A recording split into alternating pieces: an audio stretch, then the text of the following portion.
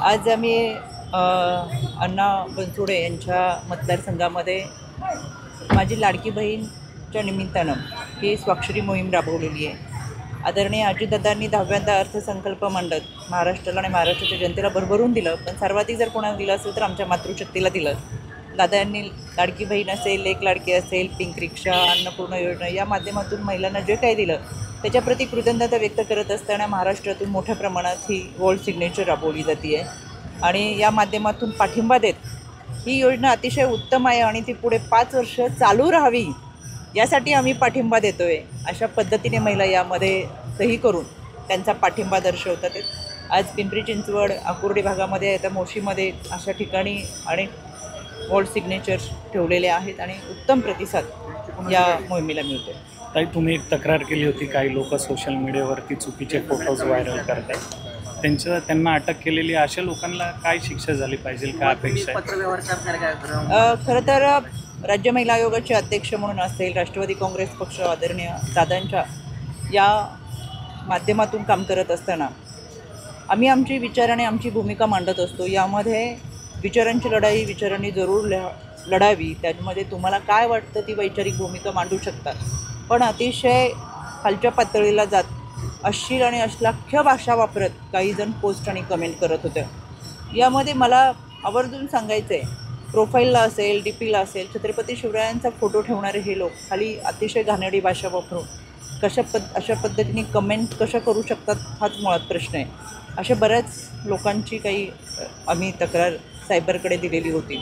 यामध्ये आज सायबरने 2 व्यक्तींना कालच अटक झालेली आहे. आज रिमांडवरती आहेत आणि कोर्टात हजरी देखील केलं होतं. आज रिमांड मिळालं आहे. उद्या कोर्टाने त्यांच्यासाठी म्हणजे जी काय असेल अजून कारवाईसाठी उद्याचा दिवसही दिलेला आहे. त्याच्यामुळे या निमित्तानं मला आवर्जून सांगायचं आहे की हा महाराष्ट्र छत्रपती शिवरायांच्या विचारांचा महाराष्ट्र आहे. तुम्हाला एखादा विचार पटला नाही तर तो तुमच्या विचारांच्या माध्यमातून जरूर मांडा, पण कुटुंबावरती, आमच्या महिला भगिनींवरती अतिशय अश्लील भाषेमध्ये टीका करणं हे महाराष्ट्राला, महाराष्ट्राच्या जनतेला पटणारं नाही आणि कायद्याच्या चौकटीमध्ये हे बसणार नाही. त्याच्यामुळं अतिशय कडक कारवाई आणि कठोर कलम लावत त्यांच्यावरती कारवाई पोलिसांनी केलेली आहे. मी स्वतः राज्य महिला आयोगाचे अध्यक्ष म्हणून की सायबर सुरक्षेच्या माध्यमातून महिलांना आव्हान करते, महाराष्ट्रातल्या महिला भगिनींना आम्ही सुरक्षतेची हमी देतो की कोणत्याही पद्धतीत त्यांच्या फोटोंचा अश्लीलरित्या वापर केला असेल किंवा त्यांच्यावर अश्लील टीका टिप्पणी केली असेल तर सायबरच्या माध्यमातून 24 तासामध्ये कारवाई केली जाते आणि त्यासाठी आम्ही महिला भगिनींना आवाहन करत असतो की त्यांच्यावरती असे काही होत असेल, अन्याय होत असेल, अत्याचार होत असेल तर त्यांनी आमच्याकडे तक्रार दाखल करावी. आज अशा पद्धतीची कारवाई पोलिसांनी केलेली आहे. इतर महिलांच्या बाबतसुद्धा जर असं काही होत असेल तर त्यांनी जरूर तक्रार नोंदवावी. त्यामध्ये जे कोणी आरोपी असतील त्यांच्यावरती कडक कारवाई होईल. काही सुप्रिया सुळेंनी एक वक्तव्य केले, सांगितले एका कार्यक्रमात की जे काय आता योजना राबवल्या जात आहेत त्याच्यावरून श्रेयवादाची लढाई चालू आहे, नात्यामध्ये व्यवहार आणला जातो आहे, अशा प्रकारचं त्यांनी वक्तव्य केलं.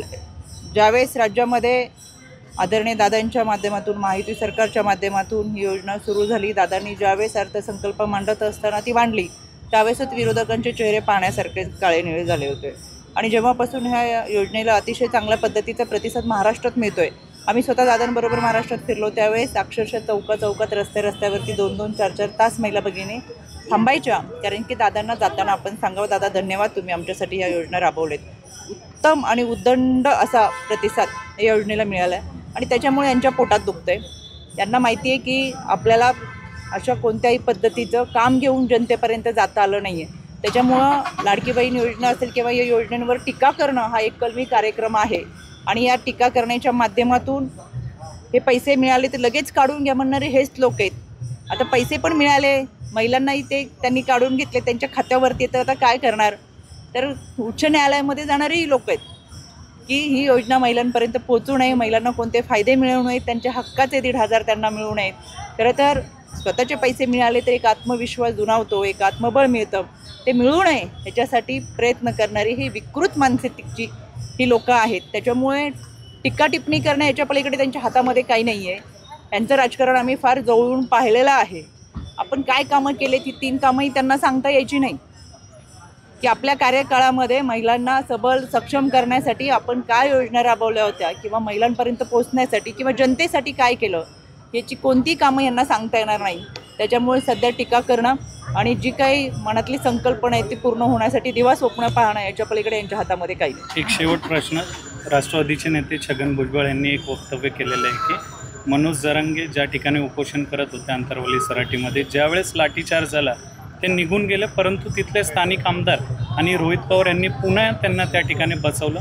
कितपत तथ्य वाटते यामध्ये? मला असं वाटतं यामध्ये आदरणीय भुजबळ साहेबांनी जी माहिती दिली त्याच्याबद्दल सविस्तर तेच सांगू शकतील. त्याच्यामुळे त्यांनी जी माहिती दिली त्या प्रश्नाचं उत्तर मी देणं उचित ठरणार आहे. एबीपी माझा, उघडा डोळे बघा नीट.